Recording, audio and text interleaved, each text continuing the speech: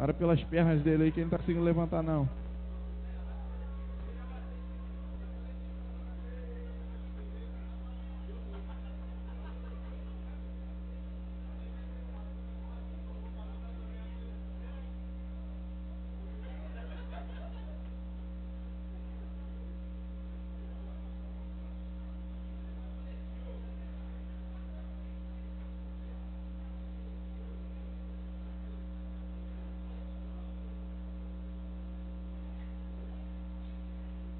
Você que nos visita nessa noite, seja bem-vindo.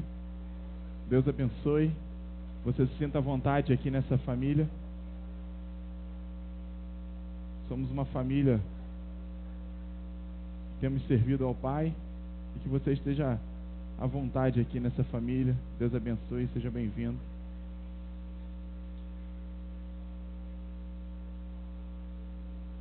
Amém. Quem já abraçou agora os seus 5, vai encontrando aí seu lugar, vai se organizando.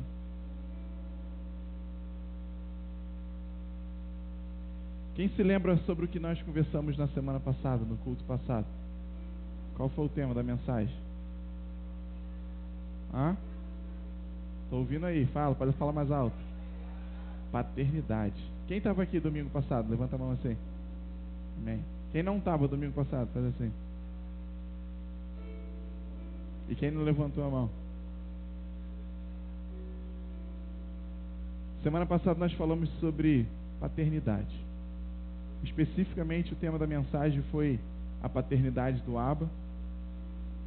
E foi um momento muito oportuno, porque semana passada, domingo passado, foi comemorado o Dia dos Pais, o Dia Nacional aqui no Brasil do Dia dos Pais. E então a gente conversou bastante sobre paternidade, sobre Abba, paizinho, e falamos um pouco sobre orfandade, falamos da dificuldade, dos problemas dos filhos sem pai, e falamos também um pouquinho das dificuldades que as famílias enfrentam. Falamos um pouquinho sobre a causa, o que gerou isso no Brasil, o que acabou disseminando isso no Brasil. Mas também nós oramos por cura interior, oramos por reconciliação e oramos também pedindo ao Senhor para que quebrasse essa maldição dentro das famílias brasileiras e a começar das nossas famílias, né? E hoje eu quero ampliar essa mensagem. Eu quero continuar falando com vocês um pouco sobre paternidade também, sobre pai, sobre filho, mas eu quero ampliar, não quero repetir, não quero trazer as informações da semana passada. E nessa semana eu quero compartilhar com vocês, além da informação do pai. Essa semana, hoje eu quero conversar com vocês sobre o filho e sobre o comportamento do filho. Semana passada nós falamos muito sobre o pai que deixa o filho e o torna órfão. Mas hoje eu quero falar sobre o filho, sobre o comportamento do filho, que muitas das vezes deixa o pai e então fica órfão porque ele deixou o pai, porque ele abandonou o pai, mas por uma escolha, por uma decisão sua. Mas entendermos que é possível restaurar esse relacionamento, para que restaurando esse relacionamento a gente também possa restaurar aquilo que vem consequente ao relacionamento. Semana passada nós trabalhamos um texto, não precisa abrir não, só quero lembrar vocês. Romanos 8:15, que diz assim: porque não recebestes o espírito de escravidão. Fala assim, escravidão. Fala, escravo. Para viverdes outra vez atemorizados, mas recebeste o espírito de adoção. Fala, adoção. Isso. E baseados nisso, o qual nós clamamos: Abba, Pai, Paizinho querido, meu papai. O próprio Espírito testifica com o nosso espírito que somos filhos de Deus. E agora olha que informação importante. Ora, se somos filhos, somos também herdeiros. Se somos filhos, somos também herdeiros. Fala assim, eu sou filho, por isso também sou herdeiro. Então, dentro do relacionamento da paternidade, esse aqui é um ponto muito importante também. Porque o filho, tem direito à herança. O pai divide, o pai compartilha, o pai produz, o pai constrói e deixa uma herança para um filho. E herança está ligado a legado, herança está ligado à história, herança está ligado àquilo que pode dividir, compartilhar com você para lhe auxiliar ou lhe dar base para a sua vida também. E então, quando temos filhos sem pais, por uma escolha de um pai que abandona um filho, ou pela escolha do filho que abandona um pai, logo nós temos também pessoas sem heranças, porque só tem direito à herança aquele que é filho. Se somos filhos, somos também herdeiros. Herdeiros de Deus e co-herdeiros de Cristo. Se com Ele sofremos, com Ele também seremos glorificados. Por isso que é tão importante a gente entender o nível de relacionamento com Deus. Semana passada eu comentei que nas mais diversas religiões do mundo, várias formas de lidar, de relacionar com o Pai são ensinadas. E alguns chamam Deus de Deus, outros chamam Deus de eterno, de soberano, de Senhor, de energia, de luz, de força, chamam Deus de tudo. E quanto menor o relacionamento com Deus, menor é essa expressão com Ele. E Jesus, Ele trouxe para a gente um privilégio que você não encontra isso em nenhum outro lugar. Só no cristianismo nós temos esse privilégio de chamar Deus de Pai. Porque a oração que Jesus nos ensinou a fazer, Ele disse: orem assim, Pai nosso que estás no céu. Enquanto as religiões ensinam as pessoas a cada dia se afastar de Deus, a crer nele como algo a cada dia menos palpável, Jesus nos ensina a lidarmos com Deus como nosso Pai. E aqui, como o apóstolo Paulo aprofunda esse entendimento, não só como pai, mas como papai, como paizinho querido. E é por isso que na semana passada começamos a ajustar algumas coisas da nossa consciência. Porque se temos um mau relacionamento com o pai, se temos um histórico ruim com o pai, e então teremos um mau relacionamento com Deus e teremos uma história ruim também com Deus. Porque aquela herança daquele relacionamento paterno, às vezes vem sobre a gente, vem sobre as nossas vidas e nos atrapalha na caminhada ligada ao relacionamento com Deus como Pai. A maior revelação de Deus, de quem é Deus, foi essa que Jesus nos deixou como herança. Que Deus é nosso Pai, nosso Paizinho querido. E então, nós estamos vivendo um tempo agora que o Senhor quer ampliar o nosso relacionamento com Ele. E é por isso que o apóstolo Paulo falou aqui: vocês não receberam um espírito de escravidão. Qual é esse espírito? Está trazendo o contexto histórico da época, que tinham escravos e senhores. Senhores que eram donos de pessoas, que os funcionários não eram funcionários, que tinham a sua liberdade, eram escravos. O Brasil teve o tempo da escravidão, da escravatura, então nós temos consciência, mais ou menos temos ideia do que isso significa. E então Jesus está dizendo assim: você não tem que se relacionar com Ele como se você fosse escravo dele e Ele fosse o seu dono, e Ele fosse o seu senhor. Senhor no sentido de senhor feudal, de dono. Mas você tem que se relacionar com Ele como pai e filho, porque você recebeu um espírito de adoção e não um espírito de escravidão. E então, por muito tempo, isso tem sido ensinado de gerações em gerações. Lidar, relacionar com Deus como um servo, como um escravo e como um senhor feudal. E então a gente perde ali muitas características importantes dentro do nosso relacionamento. Mas nós temos vivido um tempo que o Senhor quer restaurar o relacionamento conosco de pai para filho. Porque um escravo, ele não tem herança, mas o filho, ele tem direito à herança.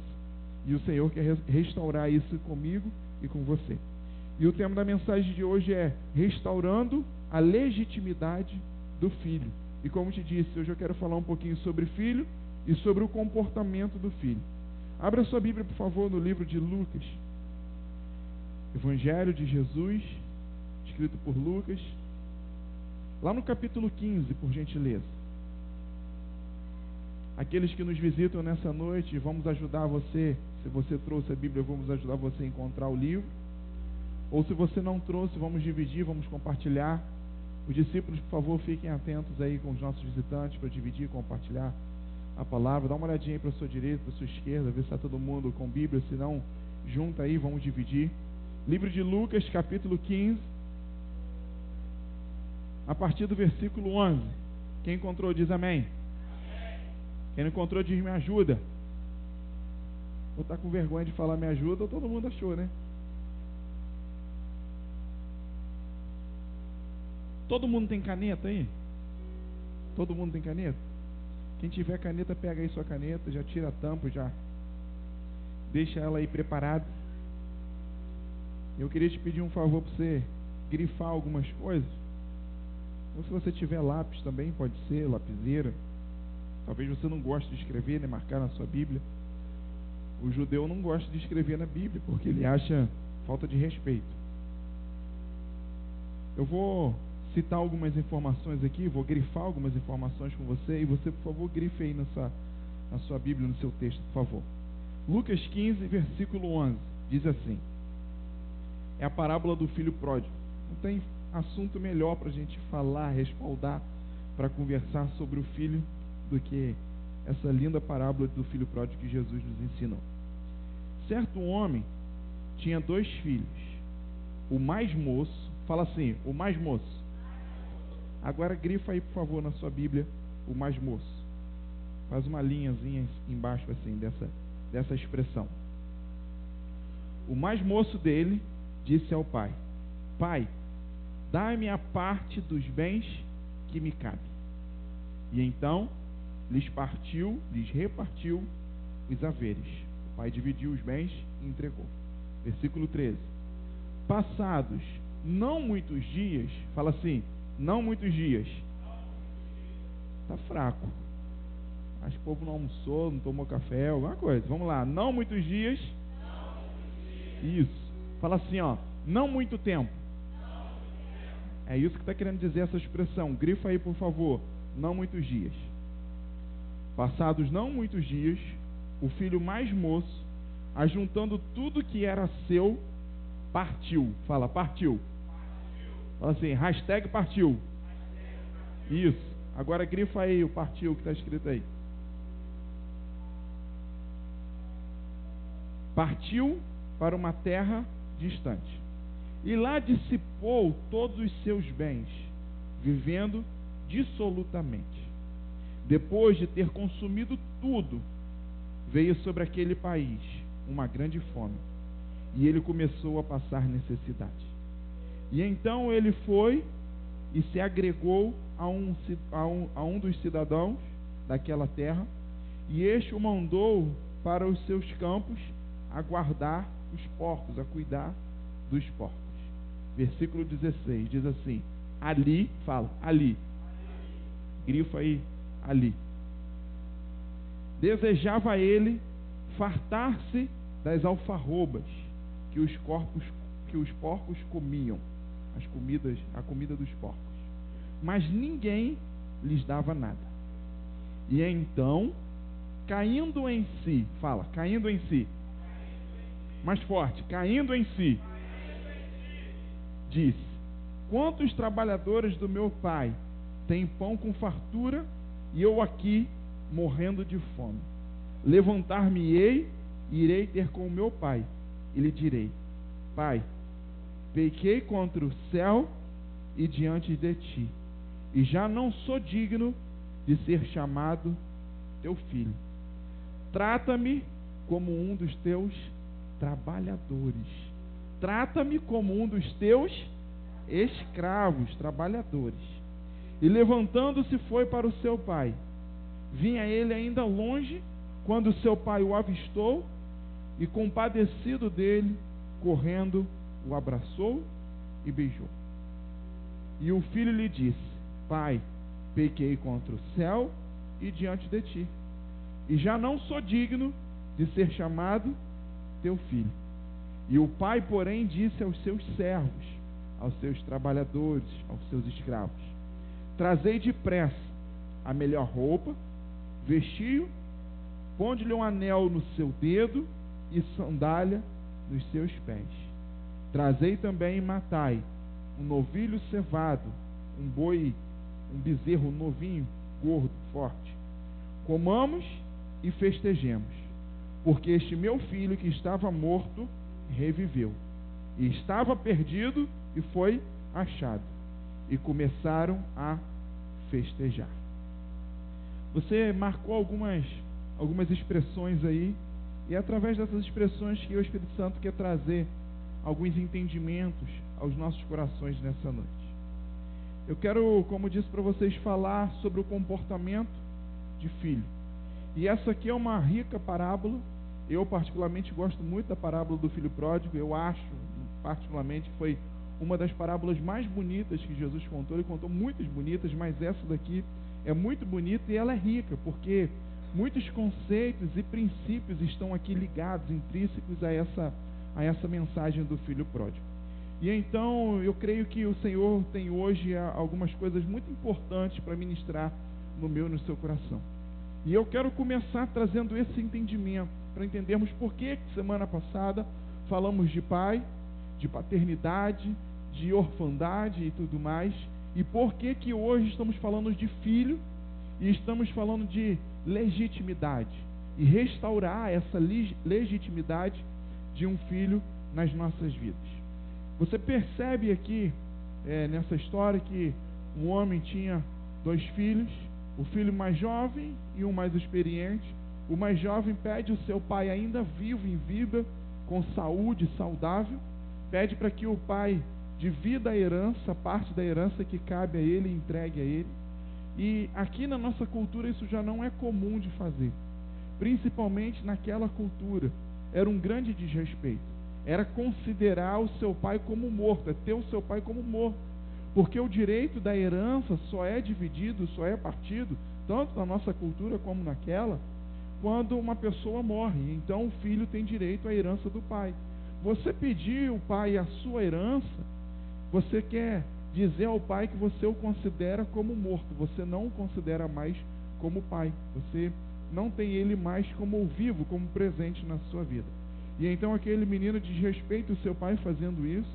Curiosamente, o pai divide, reparte a herança e entrega a parte dele, e então ele vai embora com a sua parte da herança.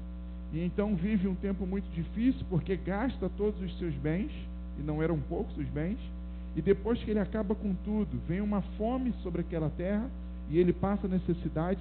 E então quando ele chega no fundo do poço praticamente, o pai, ele percebe, ele lembra do pai, da casa do pai, e percebe que o mínimo que as pessoas tinham lá na casa do seu pai era muito mais do que o máximo que ele conseguia ali sozinho.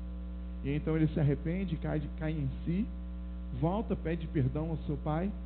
E o que nos chama a atenção, o que nos constrange, é a forma como esse pai recebe esse filho na sua casa. Como ele mesmo imaginou, falou: eu vou chegar, eu vou pedir perdão para o meu pai. Mas a questão é que eu entendo que o que eu fiz foi muito grave. E talvez eu não seja nem mais tratado como filho. Mas se eu for tratado só como escravo, como servo, como funcionário, para mim já está bom, já está de bom tamanho. E ele volta para casa com essa intenção de ser um servo, de ser um funcionário, de ser um escravo do seu pai. Mas quando ele chega em casa, o seu pai o recebe como filho, o restaura e o restitui na sua dignidade, na sua legitimidade, e o recebe então como filho. E é exatamente esse conceito, essa ideia que nós precisamos trabalhar. Por causa de um erro, por causa de uma decisão errada, muitas consequências acontecem, e aquilo traz um sentimento de culpa tão grande sobre as nossas vidas, que quando vamos nos relacionar com Deus, não conseguimos nos relacionar como filho, como pai. Aquela culpa traz sobre nós um sentimento de relacionamento de servo, escravo e dono e senhor. E então é isso que nós precisamos entender hoje, que às vezes nós tomamos decisões erradas, fazemos escolhas erradas, e muitas das vezes a nossa escolha, a nossa decisão tem prejudicado o relacionamento com o nosso pai. Talvez com o seu pai físico, carnal também. Mas estou trazendo uma alusão ao nosso pai espiritual, a Deus. E então as nossas escolhas, as decisões estão gerando esse problema de relacionamento. E então quando voltamos a nos relacionar com Ele, não conseguimos relacionar de pai para filho.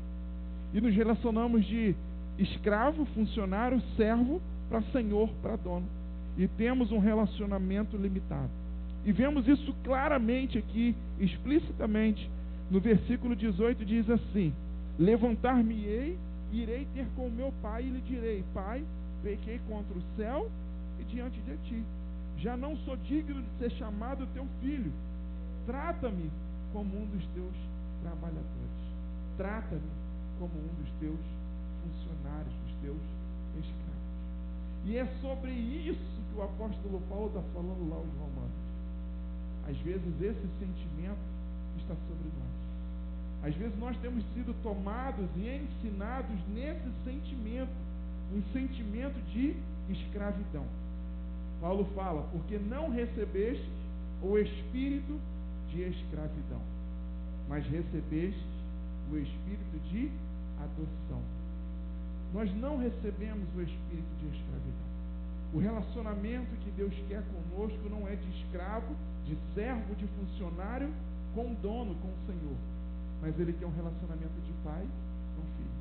Mas muitas das vezes, esse Pai, nosso Deus, Ele não nos abandonou, não nos deixou, não se afastou. Mas nós, diferente do que nós falamos na semana passada, mas aqui hoje, nesse caso, nós nos afastamos dele. Nós fazemos escolhas, tomamos decisões que trazem consequências sobre as nossas vidas, e então depois que a gente cai em si, nós queremos voltar a nos aproximar, mas um sentimento de culpa tenta nos dizer que nós não poderemos ser mais filhos, mas agora teremos que ser escravos, teremos que ser funcionários somente dele.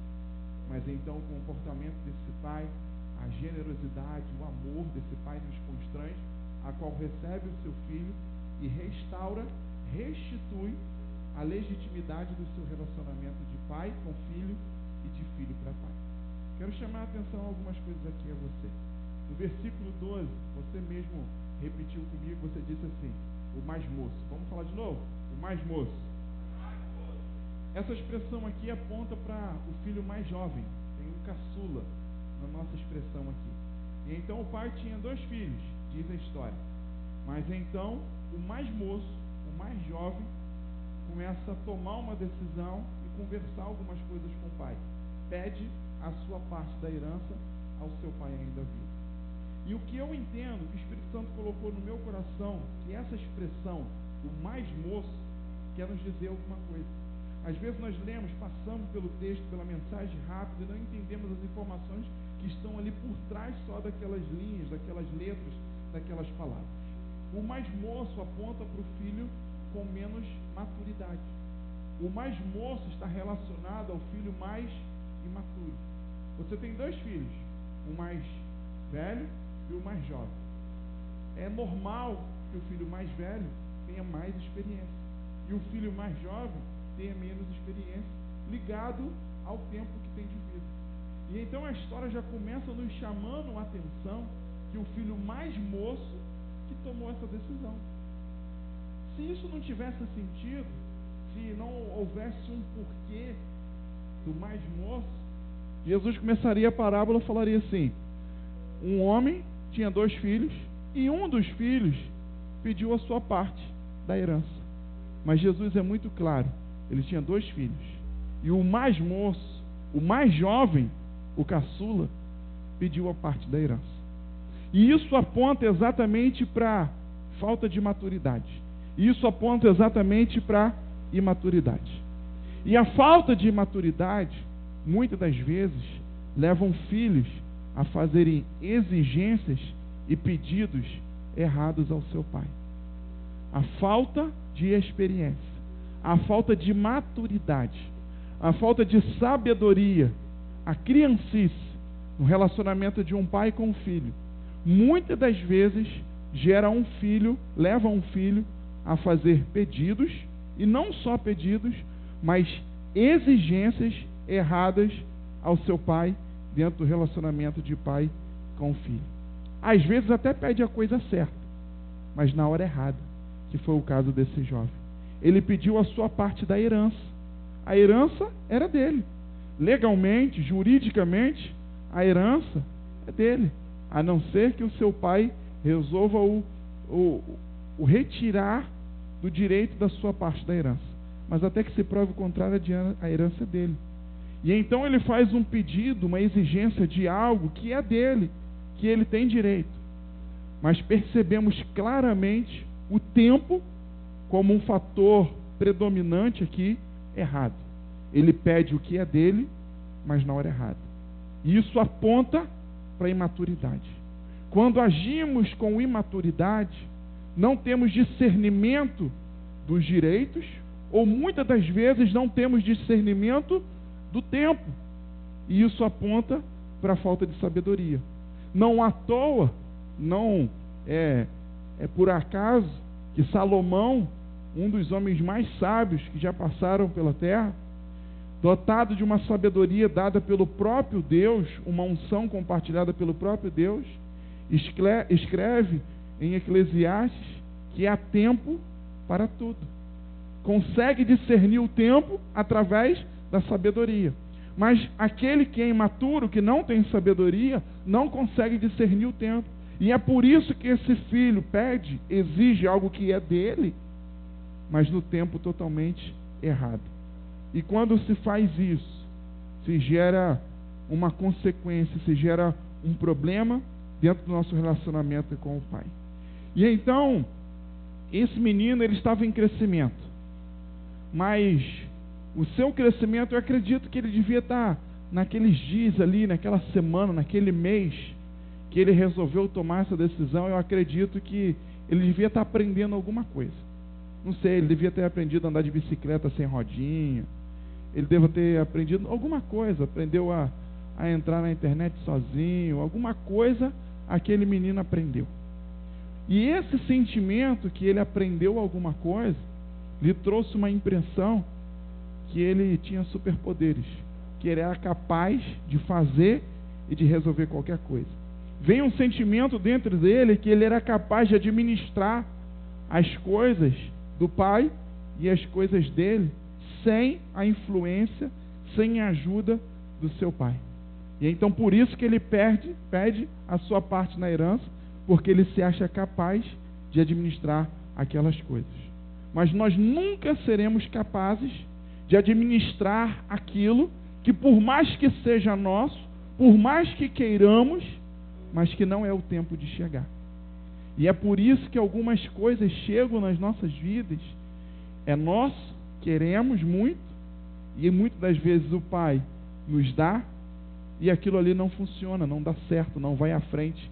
Vira um problema, vira uma tragédia, uma maldição, uma desgraça nas nossas vidas. Porque nos sentimos muito capazes de administrar aquilo que é nosso, mas muitas das vezes não entendemos que ainda não é tempo daquilo que é nosso ser entregue naquela oportunidade.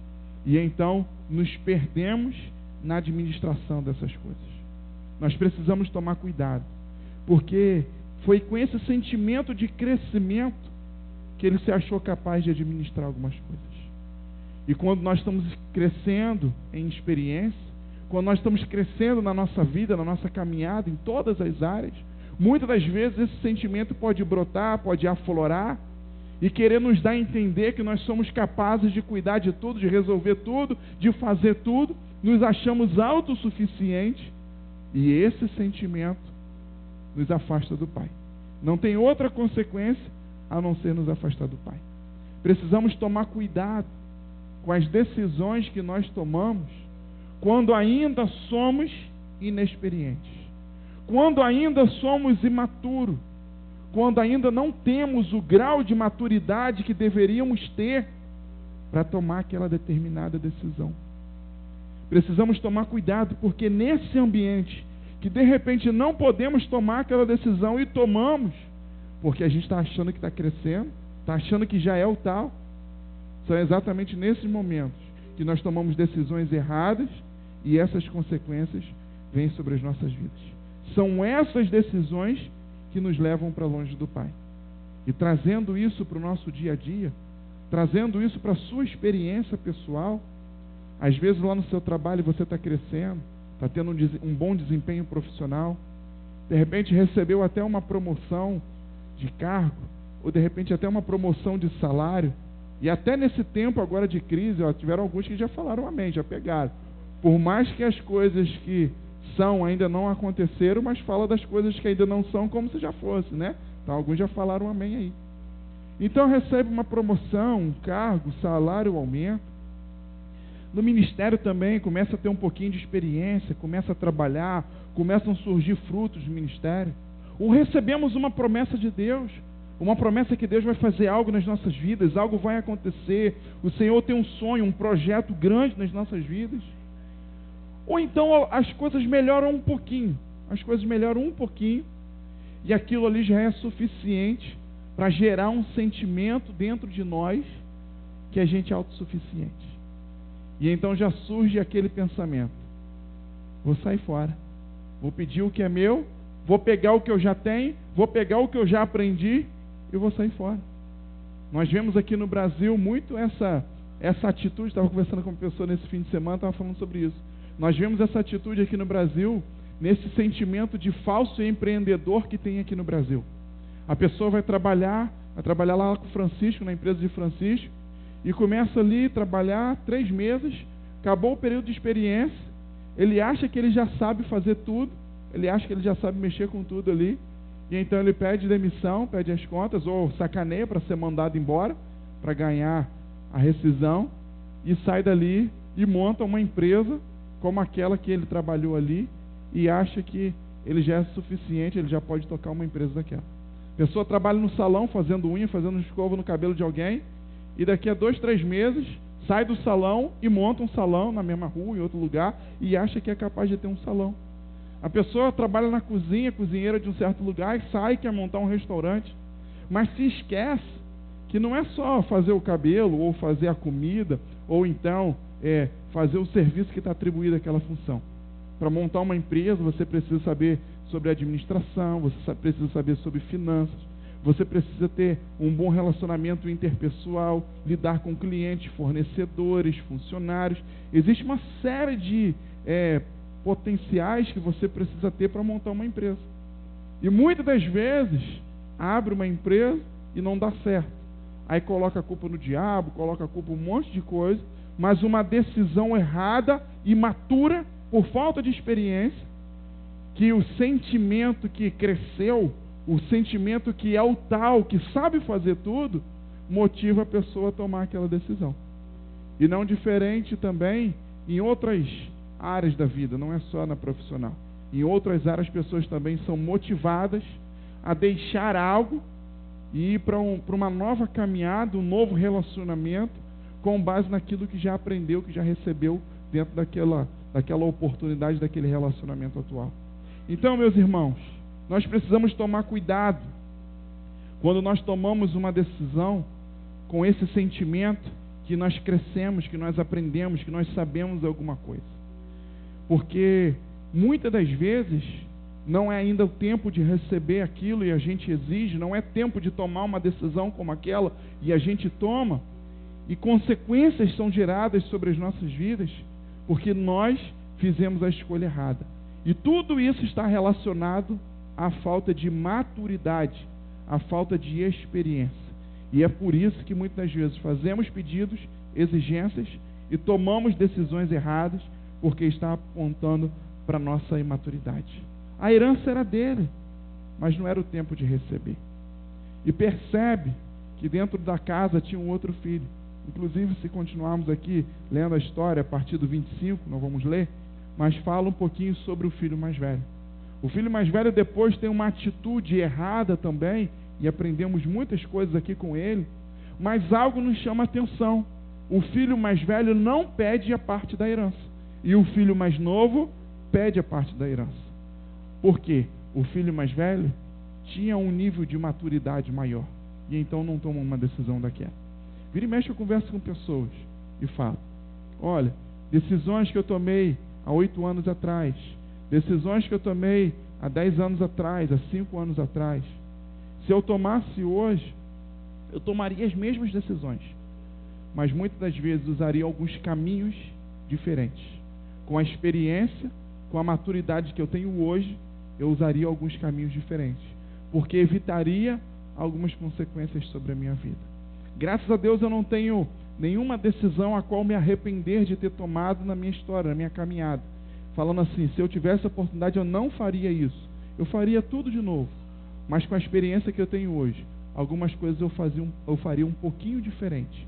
Porque com certeza geraria consequências melhores ou até menores consequências desagradáveis sobre a minha vida. E então é isso que nós precisamos buscar hoje. Buscar maturidade, buscar sabedoria, para quando tomarmos uma decisão, para quando fizermos pedidos, exigências, fazermos da forma certa, da coisa certa e na hora certa. Porque nós temos falhado em nome da inexperiência, em nome da imaturidade, feito pedidos errados, feito escolhas erradas, tomado decisões erradas, e principalmente em tempos errados. Às vezes existem decisões que têm que ser tomadas. Amém. Mas a imaturidade nos faz tomar a decisão na hora errada. Esses dias uma pessoa veio conversar comigo, falou: pastor, Deus me chamou para uma nova missão, vou sair da igreja, vou para um outro lugar. E eu conversei mais ou menos isso com essa pessoa. Falei assim: eu creio que vai chegar o tempo disso, mas tem muitas coisas que você precisa aprender aqui ainda não completou. Eu não acredito que a sua missão, que a sua caminhada aqui encerrou, porque como seu pastor, como seu líder, eu vejo muitas coisas que você ainda precisa aprender, que você ainda precisa crescer. Então, um convite que eu te faço é: fique, continue, se submeta, aprenda o que você tem que aprender, e depois sim, depois você vai. Eu vou te abençoar para você ir. Não, eu vou agora. Falei: olha, uma decisão como essa tem um preço, igual o filho pródigo. Escolher algo que de repente é até seu, até vai acontecer, mas na hora errada, antes da hora. E então nós precisamos tomar cuidado com isso. Tem coisas que vão acontecer nas nossas vidas, mas a nossa ansiedade, pressionada pela nossa imaturidade, nos faz escolher coisas, tomar decisões que vão ser tomadas a médio e longo prazo, hoje e agora. E isso gera consequências, gera problemas, muitas das vezes desnecessários, sobre as nossas vidas. E então o que o Senhor tem para ministrar sobre nós, sobre o mais moço, é isso. Cuidado para não ser o mais moço da sua casa. Cuidado para não ser o mais imaturo da sua casa. Cuidado para não ser o mais imaturo no seu trabalho, na sua célula, no seu ministério, na sua igreja. Cuidado para as decisões que você está tomando não te denunciar como o mais moço, como o mais imaturo, em função das decisões que você tem tomado. Mas que as suas escolhas, as suas decisões possam te mostrar que você é o mais experiente, e com a sua experiência você tem feito as escolhas certas. A outra coisa que nós falamos foi: não muitos dias, né? Poucos dias depois. E o Senhor tem algo aqui para nos mostrar, nos direcionar segundo a isso. Fala assim: poucos dias depois.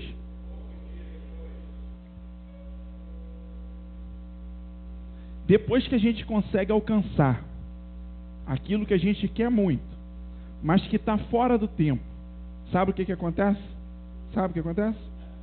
Sim ou não? Pergunta para a pessoa que está do seu lado aí: o que acontece? O tempo na presença do Pai, o tempo perto do Pai, dura pouco. Não muitos dias depois. Não muitos dias. Poucos dias depois, o filho junta tudo que é seu e vai embora de casa. Quando nós recebemos o que é nosso, mas que não está no tempo de receber, a consequência é exatamente essa aqui. Não muitos dias depois, ele foi embora. O tempo na presença do Pai dura pouco. E infelizmente, na minha caminhada eu já vi muitas pessoas agindo desse jeito, dessa forma. Muitas pessoas querendo, pedindo algo, e de repente recebe, e por causa daquilo que recebeu, o tempo na presença do Pai, o tempo próximo do Pai, o tempo na casa do Pai, dura pouco. E eu acredito que talvez você também já tenha tido essa experiência. Uma pessoa estava desempregada e estava firme.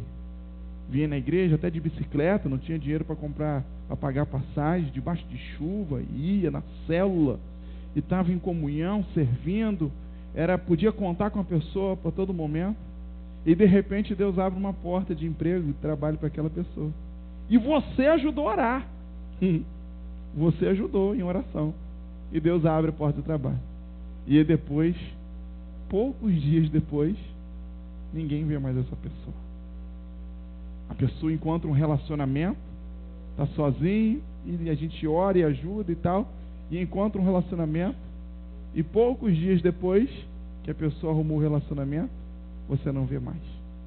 E a pessoa quer estudar, tem um sonho de estudar, e Deus abre a porta, e ela vai fazer um curso, uma faculdade, alguma coisa, e poucos dias depois que começa a fazer, já não tem mais tempo para viver o relacionamento que ela vivia antes.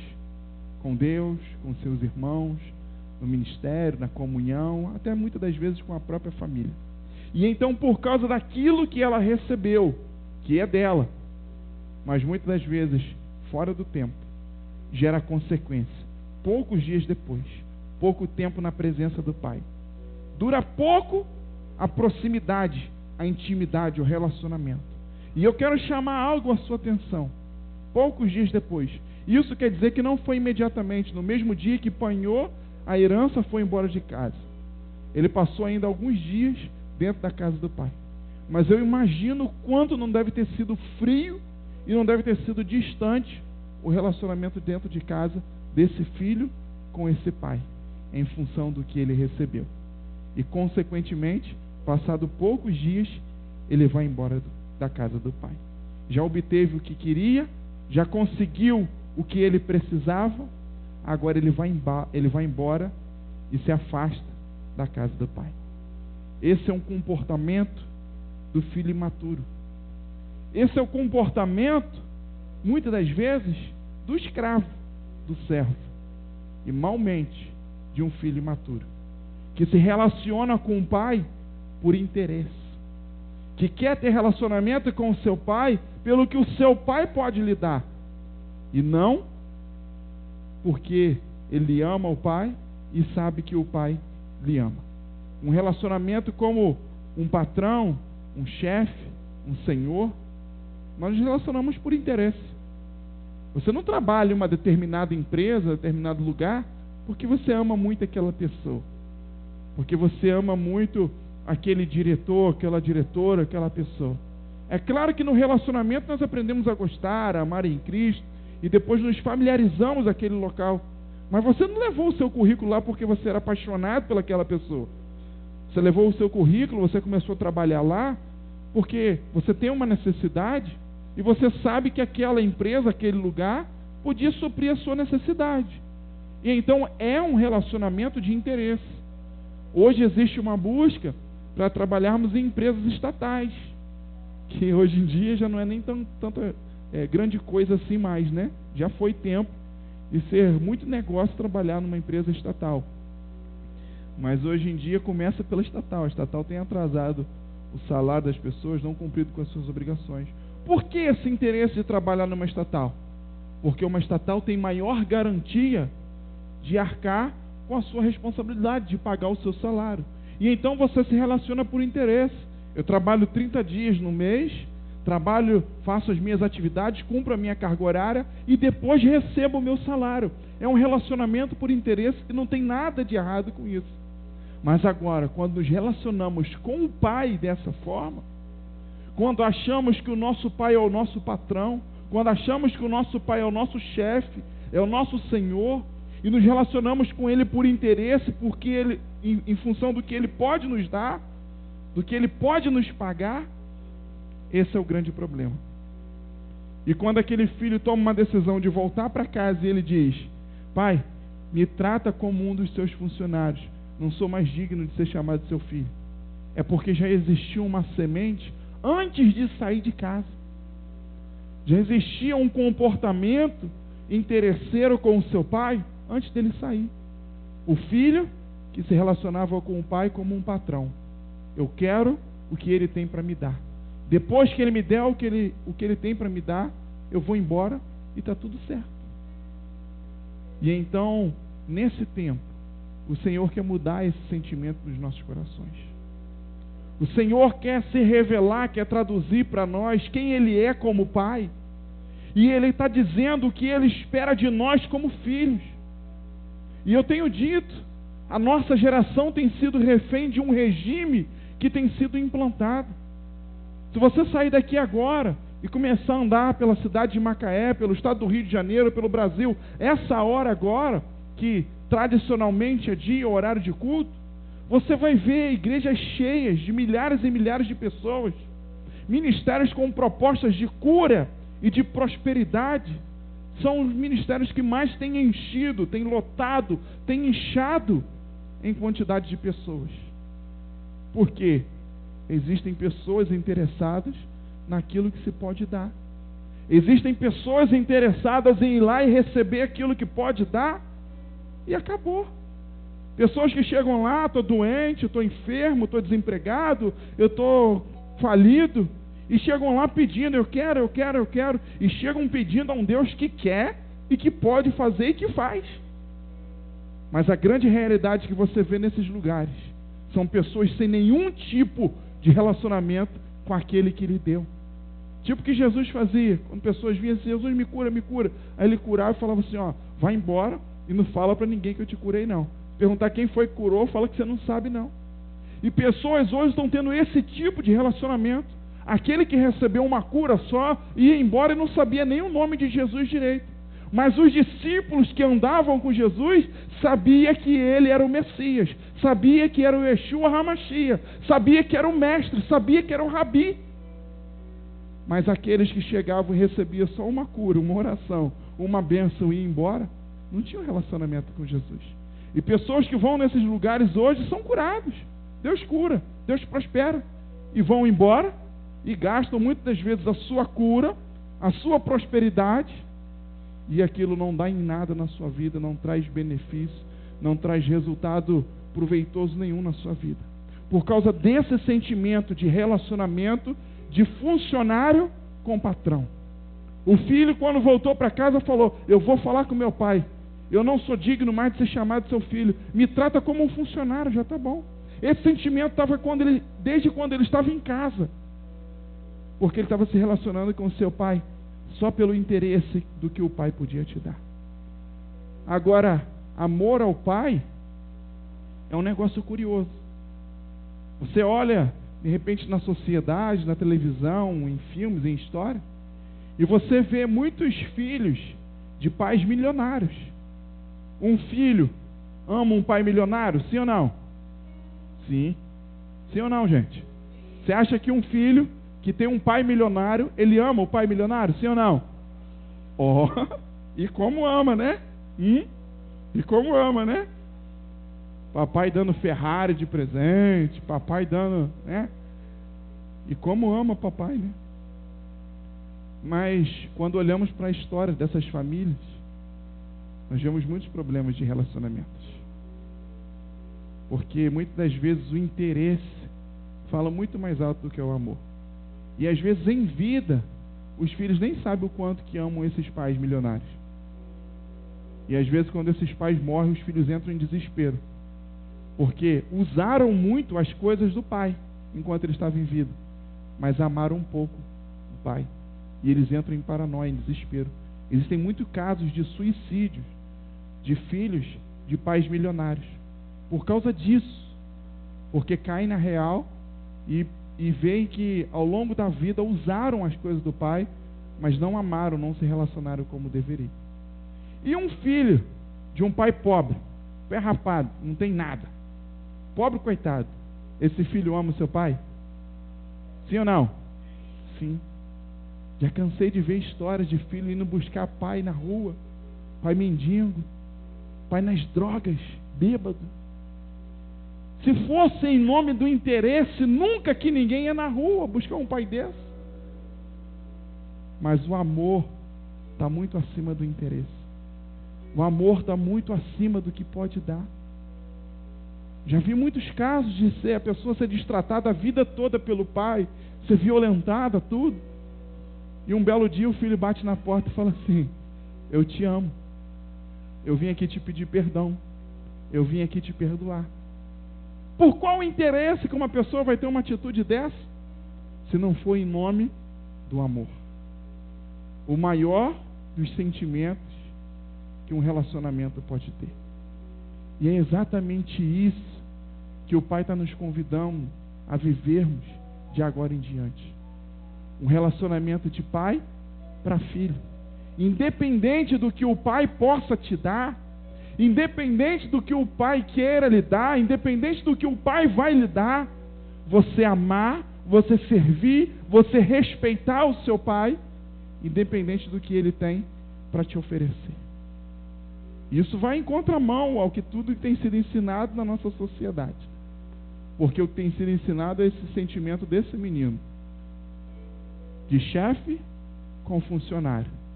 Eu quero ser tratado só igual a um dos funcionários do meu pai. Mas como o apóstolo Paulo nos ensinou, nós temos mais do que isso. Não um espírito de escravidão, mas nós temos um espírito de adoção, a qual nos garante o direito de chamarmos de paizinho querido. E é esse relacionamento que o paizinho quer conosco. A outra coisa que você grifou aí na sua Bíblia foi partiu. Fala, partiu. Calma aí, deixa eu terminar a mensagem. Já está acabando já, não vai embora não. Partiu. E partiu para onde? Partiu para uma terra distante. Percebe a diferença da mensagem da semana passada para a de hoje. Semana passada falamos de pais que deixavam os seus filhos e geraram feridas na vida dos filhos. E hoje estamos falando de um filho que parte e deixa o seu pai. E vai para onde? Para uma terra distante. Semana passada já oramos, sobre as pessoas que tinham esse sentimento de um pai que deixa, que abandona um filho. Mas agora estamos falando de um filho que escolhe e deseja sair da presença do seu pai. Fica órfão também, fica abandonado, fica a ver navio, mas não por causa de uma decisão de um pai, mas agora por causa da decisão do filho. E ele vai para um lugar, uma terra distante. E então não tem um nome específico aqui, mas você grifou ali, depois de partir, lá no versículo 16, está escrito assim: ali, que está dizendo um lugar. Onde é ali? Pergunta para o mineiro, onde é ali? O mineiro vai te falar. Pergunta para o paulista, e ali, só? Pergunta para o paulista, onde que é ali? 10 minutinhos de pernada, mano. Pode botar 2 horas de pernada aí para fora, que é logo ali. Pergunta para o gaúcho, onde que é ali? Uma vez a gente foi lá no sul, aí paramos na rua perguntando para a mulher, onde que é tal lugar? Ela falou assim, olha, tu pegas essa rua aqui, ó, aí tu vai. Falei, o negócio é longe. Falei, é longe. Não, é pertinho. Tu vai. Quando chegar lá, não. Aí tu volta. Aí chegou. Ela estava querendo dizer que tinha que ir fazer o contorno, e voltar. Ela falou, tu vai, depois tu volta. Pergunta para qualquer pessoa onde é ali. Ali pode ser qualquer lugar. Ali pode ser ali no portão, ali fora. Ali pode ser em outro bairro. Ali pode ser em outro estado. Ali pode ser em outro país. Ali. Depende da sua opinião, da sua referência. E então a Bíblia diz que ele vai para um lugar distante. E ali naquele lugar distante acontecem algumas coisas sobre a vida dele. Mas a questão que eu quero chamar a atenção é que ele partiu. É que ele tomou a decisão de ir embora. É que ele tomou a decisão de sair da casa, do relacionamento, da presença do pai. E ali nesse lugar, que não interessa a geografia, porque qualquer lugar que ele fosse, a partir dessa decisão que ele tomou, ele ia quebrar a cara. Ele podia ir para outro bairro, ele ia quebrar a cara. Ali ele podia ir para uma outra cidade, ele ia quebrar a cara. Ali ele podia ir para outro país, que ele ia quebrar a cara. Independente da geografia que ele fosse, os resultados seriam o mesmo. Porque ali naquele lugar, ele não conseguiria ser feliz, ser próspero, em função da semente que ele plantou, em função de quanto ele feriu princípios e construiu decisões erradas em cima disso. E então ali, onde ninguém sabe onde é, coloca no GPS, coloca no Google, quero ir para ali, para ver se você vai chegar em algum lugar. Não vai. Coloca lá no Waze lá para ver se você vai chegar em algum lugar, ali. Quando você for andar de bicicleta, coloca lá no mapa, ali, você vê onde você vai parar, né? De repente foi numa terra árabe que ele foi, né? Alibaba, né? De repente foi para a terra de Alibaba. Ali. Não existe esse lugar ali. E a Bíblia define o lugar onde ele estava como ali. Mas sabe por que define? Porque ninguém sabe onde é esse lugar. Porque não existe esse lugar.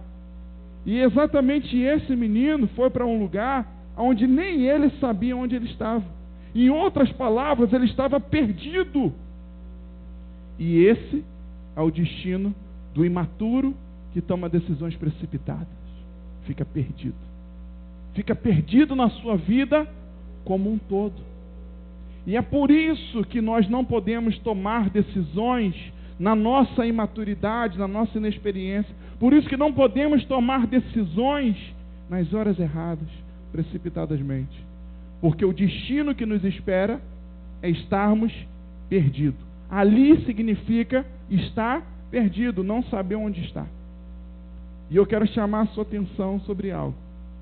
O amor que esse pai tinha era tão grande por esse filho, que eu imagino que esse pai poderia mandar alguns dos seus funcionários ter ido buscar o seu filho. Mas percebe que não vai buscar. Por quê? Porque nem o pai de repente sabia onde ele estava. Em função de onde ele se enfiou, o que ele foi fazer por causa das suas decisões. E então o pai espera o filho voltar. O pai espera o filho tomar a decisão de voltar para casa. O que eu quero chamar a sua atenção com essa questão aqui é que muitas das vezes nós estamos perdidos na vida.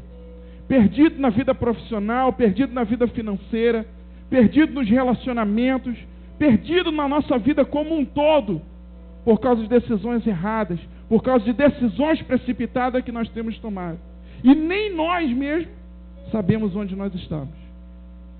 Mas existe uma saída para quando nós estamos assim, para quando nós tomamos decisões desse tipo. Você grifou aí outra palavra, outra expressão, que diz assim, caindo em si. Fala comigo, caindo em si. Mais forte, caindo em si. Mais uma vez, para dar tempo de eu beber água.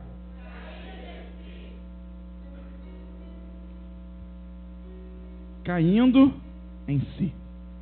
Fala assim, eu preciso cair em mim. Fala a pessoa que está do seu lado aí, cai em si. Fala, acorda. Essa expressão de cair em si quer dizer acordar, cair na real, despertar para uma realidade. E então diz aqui, então caindo em si diz, quantos trabalhadores do meu pai têm pão com fartura, e eu aqui morrendo de fome, não consigo nem dividir a comida dos porcos. Meu irmão e minha irmã, depois que esse menino sai de casa, gasta toda a herança que o seu pai lhe deu, veio uma grande fome. Ele foi humilhado tremendamente. Na tradição judaica, os porcos são animais imundos, impuros. E pessoas que cuidam, que tocam em porcos, são pessoas imundas, impuras. Inclusive até hoje, lá em muitas cidades, não pode ter porcos.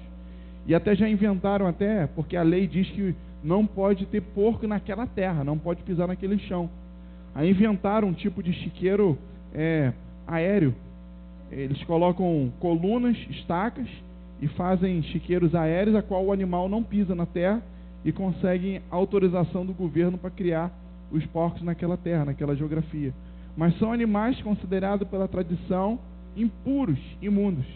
E aquele que vai cuidar do imundo, do impuro, segundo a tradição, vira imundo, vira impuro também. E aquele menino foi humilhado. Aquele menino passou fome, passou a cuidar de porcos. E nem a comida dos porcos ele conseguia comer. E então, quando passa por uma situação dessa, ele cai em si. Pode perceber aqui a história. As coisas que aconteceram com ele, começa aqui no versículo 14, depois de haver consumido tudo, sobreveio àquele país uma grande fome, começou a passar necessidade e tal, e vem caminhando. As dificuldades vêm antes da consciência. E muitas das vezes é necessário acontecer algumas coisas nas nossas vidas para nos fazer cair em si. Muitas vezes nós não entendemos certas situações que nós passamos na nossa caminhada, mas aquela situação que é muitas das vezes despertar em nós uma decisão. Muitas das vezes aquela situação que passamos de adversidade, de necessidade, como ele passou aqui, quer despertar em nós uma consciência de escolhas erradas, de decisões erradas, em tempos errados. E é exatamente isso que nós precisamos fazer. Às vezes não seria necessário, né?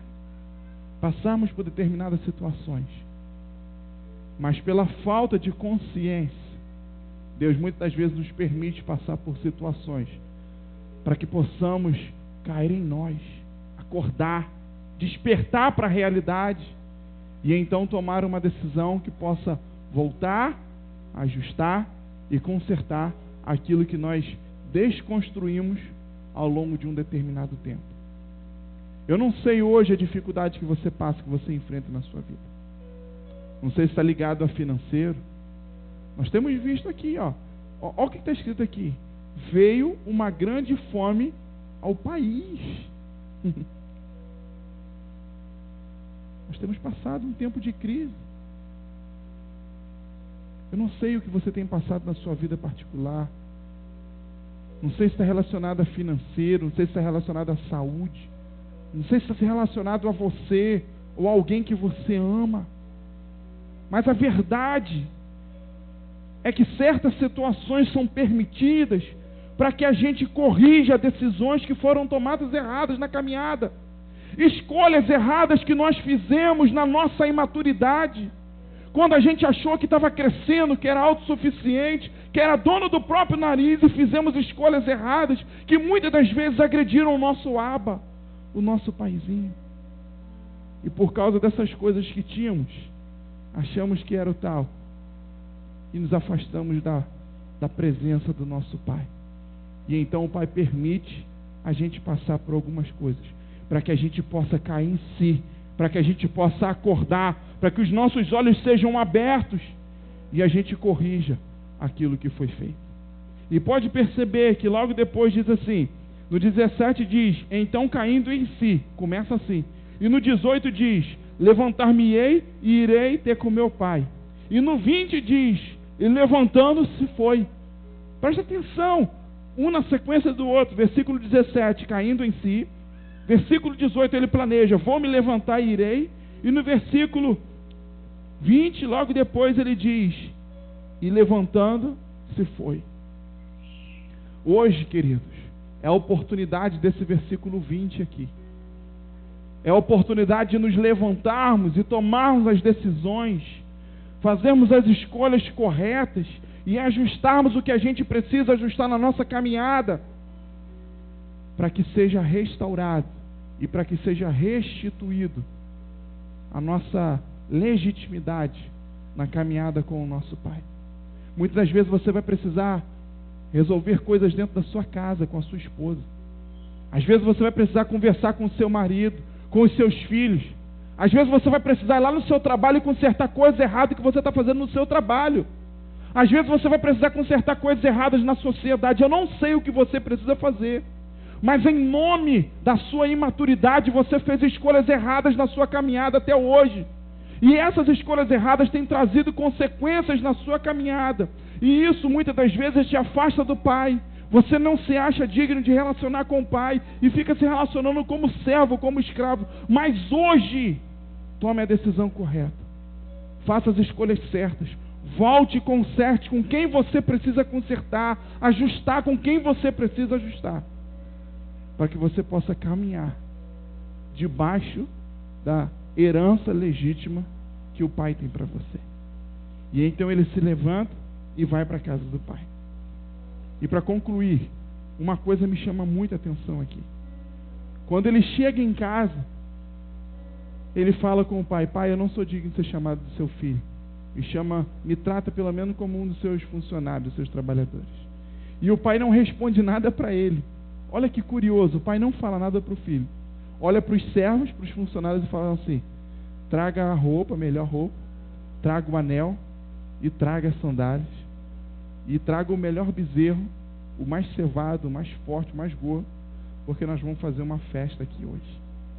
E quando ele responde isso, ele já está dando a resposta para o filho, embora está falando com o servo, com o funcionário, mas ele já está dando a resposta para o filho. E sabe o que me chama a atenção? Porque lá em cima, no versículo 12 ainda, diz que o pai repartiu os haveres. E quando reparte os haveres, quando reparte a herança, eu imaginava, quando eu leio o versículo aqui 12, eu imaginava que o pai tinha dado tudo para ele. Deu a sua herança, repartiu a sua herança e entregou. E ele foi e gastou tudo.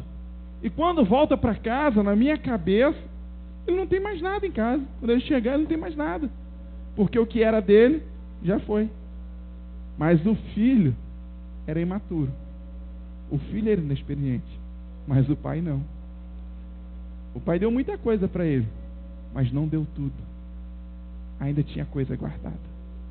O pai, na sua grande sabedoria, não deu tudo. Fala a pessoa que está do seu lado: o pai não deu tudo.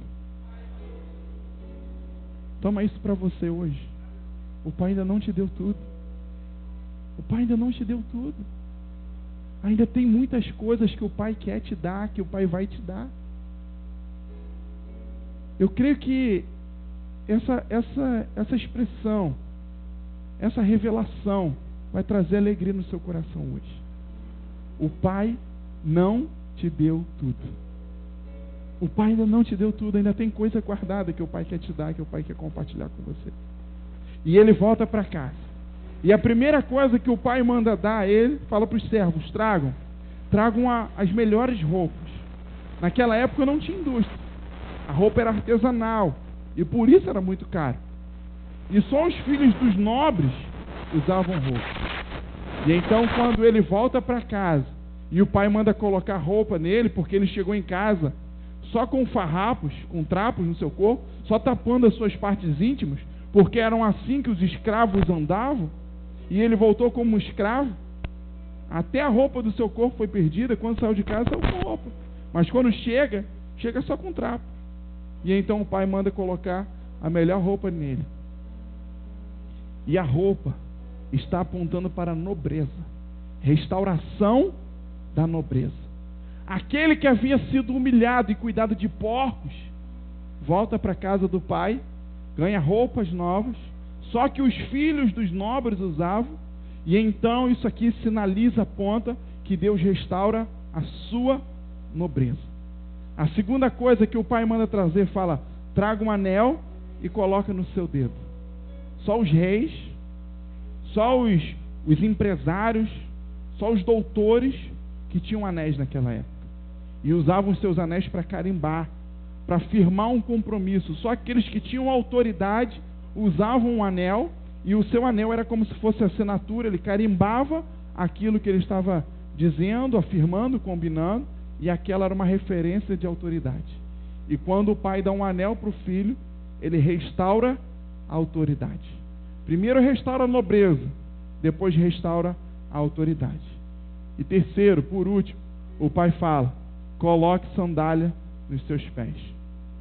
Os escravos não usavam sandálias, exceto alguns, porque as sandálias estavam ligadas à proteção dos pés, não machucar os pés na caminhada. E como os escravos não poderiam ir para longe, as sandálias também eram caras, então os senhores não gastavam dinheiro com sandália para os escravos. Primeiro, porque se ganhasse sandália, ele ia fugir. ele ia atravessar no meio da mata, dos espinhos, e ia ter maior possibilidade de fugir. E então não se gastava dinheiro fazendo sandália para escravos, e não se dava porque não confiava em alguns que poderiam fugir. Mas tinham alguns escravos de extrema confiança que ganhavam sandálias, porque eram aqueles que iam cumprir ordens mais distantes com o seu senhor. Ah, vai lá em tal lugar, resolve assim, vai buscar tal coisa para mim, ou vai levar tal coisa para mim. Esses de maior confiança tinham sandálias e iam. Mas o Senhor tinha tanta confiança nele, que ele ia, mas sabia que ele ia voltar. E um filho que sai de casa com sandálias, e o pai pensou que ele não voltava, perdeu as sandálias, voltou descalço, e quando chega em casa, o pai dá novas sandálias para ele, restaurando aqui a confiança, falando para o filho: eu vou te dar sandálias de novo, porque quando você está chegando aqui, dizendo que você quer ser um escravo, mas eu não te considero escravo, eu estou restaurando a confiança em você, e estou te dando sandália, e estou te dando o direito de fazer escolhas de novo, e se você quiser andar e ir para longe de novo, você vai, mas eu confio em você, acredito em você, e é por isso que você está ganhando sandália. E então o pai restaura a nobreza através da roupa, restaura a autoridade através do anel, e restaura a sandália, restaura a confiança através da sandália. Mas eu queria chamar a sua atenção para uma coisa aqui, e eu tenho certeza que isso vai falar ao seu coração, assim como o Espírito Santo falou ao meu coração. Eu imagino que a Bíblia não diz, não quantifica quanto tempo demorou esse processo, mas eu imagino que ele foi demorado. Foi uma semana, nem 2. Foi um processo demorado. E esse menino era um jovem, eu imagino um adolescente. Esse é um palpite meu. E a gente sabe que jovem, que adolescente, cresce, está em fase de crescimento. O pé cresce, engorda, emagrece, cresce em altura, em estatura. E a minha curiosidade, a minha pergunta nesse momento é: por que a roupa coube? Por que a sandália coube? Eu imagino que com a fome que ele passou, ele emagreceu. Mas deveria ter crescido. Saiu de casa com 1,70 m e voltou com 1,73 m, 75 m. A roupa ia ficar pescando. E principalmente a sandália não ia caber, porque o pé haveria crescido. O anel no dedo. O pai tinha uma referência, um padrão de tamanho de quando ele saiu de casa. E a gente sabe que existem tamanhos de anéis. E quando ele volta agora, de repente por ter emagrecido, por ter passado fome, o anel não ia caber. E a pergunta é: por que a roupa coube? Por que o anel coube? Por que a sandália coube? Pergunta a pessoa do seu lado aí: por que coube? Por quê? Tem um princípio aqui muito forte.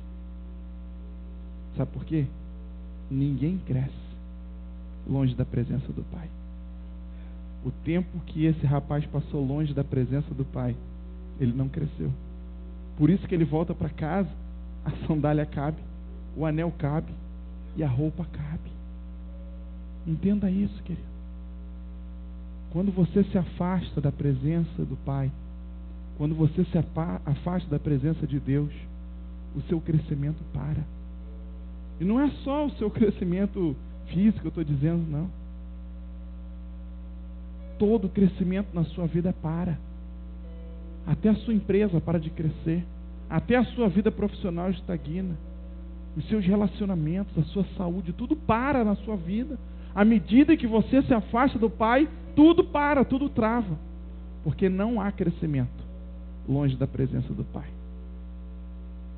E é por isso que nós temos que escolher estar a cada dia mais perto, mais próximo do Pai. Se coloque de pé no seu lugar, por favor. Eu quero chamar os ministros. Quero estar adorando ao Senhor com vocês. E logo depois eu quero orar com vocês. Orar por alguns alvos, por algumas questões que precisam ser ajustadas aqui na nossa vida, na nossa caminhada hoje. Em nome de Jesus. Feche seus olhos, por favor. Feche seus olhos e, enquanto a gente está organizando aqui, já começa a pensar no que a gente falou. O mais moço, inexperiente.